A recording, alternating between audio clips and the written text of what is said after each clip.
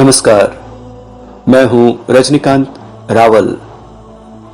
आप मुझे सुन रहे हैं गुजरात पत्रिका .com पर। आपके सामने प्रस्तुत करने जा रहा हूं एक अज्ञात लेखक द्वारा लिखा गया एक काल्पनिक जीवन प्रसंग, जीवन संगिनी की विदाई। पत्नी के नहीं रहने पर आपके जीवन की सारी गतिविधियां कैसे प्रभावित होती हैं, उसका सटीक आलेखन किया गया है प्रस्तुत प्रसंग में। आइए लेखक की कलम से ही सुने जीवन संगिनी की विदाई। जीवन संगिनी धर्मपत्नी की विदाई। अगर पत्नी है तो दुनिया में सब कुछ है।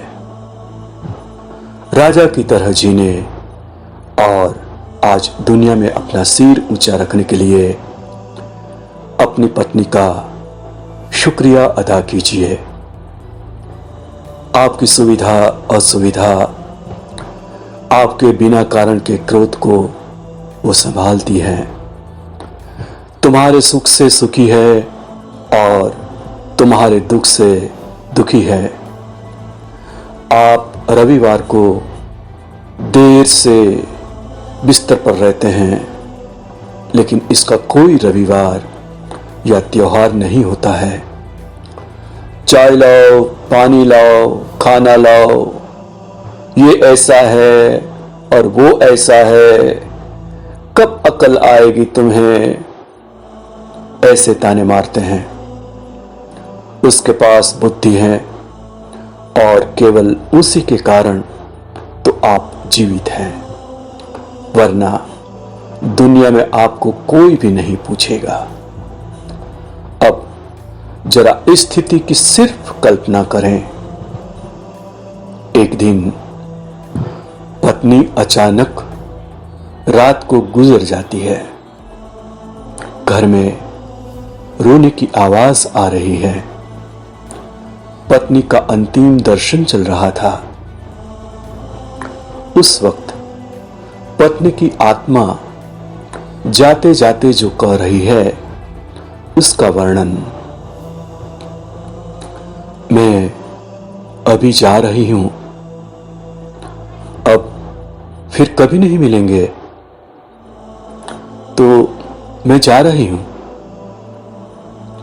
जिस दिन शादी के फेरे लिए थे उस वक्त साथ साथ जिएंगे ऐसा वचन दिया था, पर अचानक अकेले जाना पड़ेगा, यह मुझे पता नहीं था।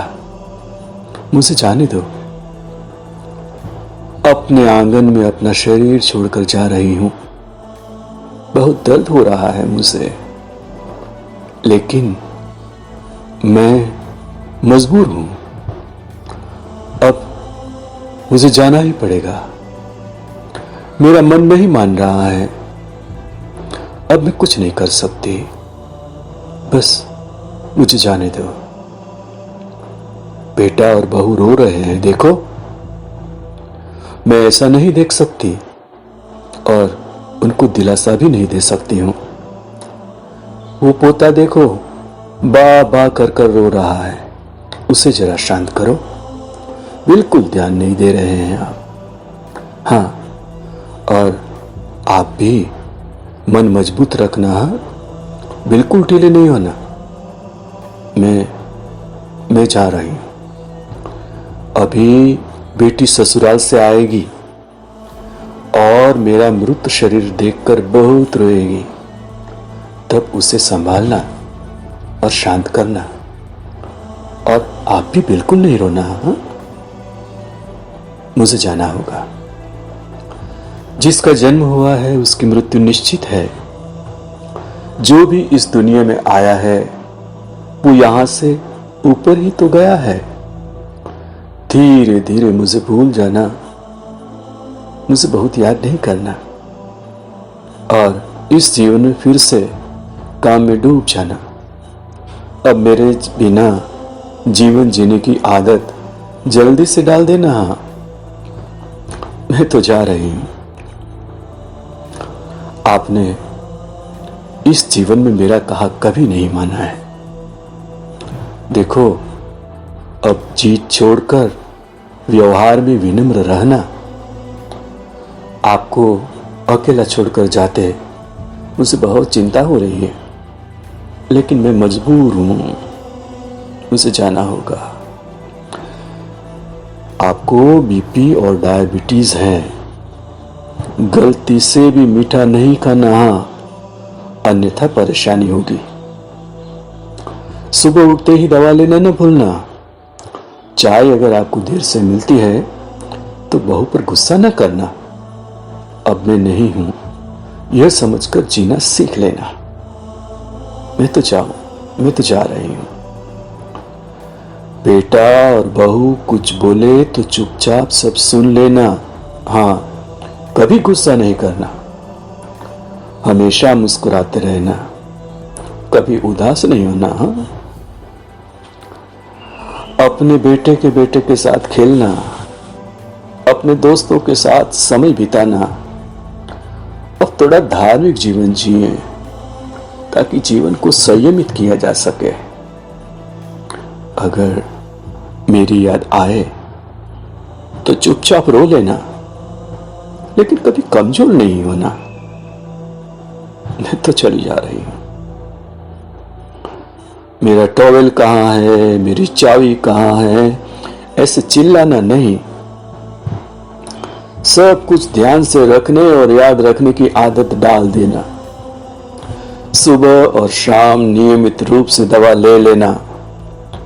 अगर बहू भूल जाए तो सामने से याद कर लेना।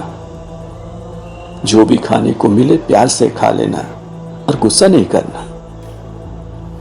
मेरी अनुपस्थिति खलेगी पर कमजोर नहीं होना। मैं तो जा रही हूं। बुढ़ापे की छड़ी भूलना नहीं और धीरे से चलना। यदि बीमार हो गए और बिस्तर में लेट गए तो किसको भी सेवा करना पसंद नहीं आएगा। शाम को बिस्तर पर जाने से पहले एक लोटा पानी मांग लेना। प्यास लगे तभी पी लेना। अगर आपको रात को उठना पड़े तो अंधेरे में कुछ लगे नहीं, उसका ध्यान रखना जरा। शादी के बाद हम बहुत प्यार से साथ रहे नहीं। परिवार में फूल जैसे बच्चे दिए, अब उस फूलों की सुगंध मुझे नहीं मिलेगी। मैं तो जा रही हूं ना। उठो उठो, सुबह हो गई। अब ऐसा कोई नहीं कहेगा तुम्हें।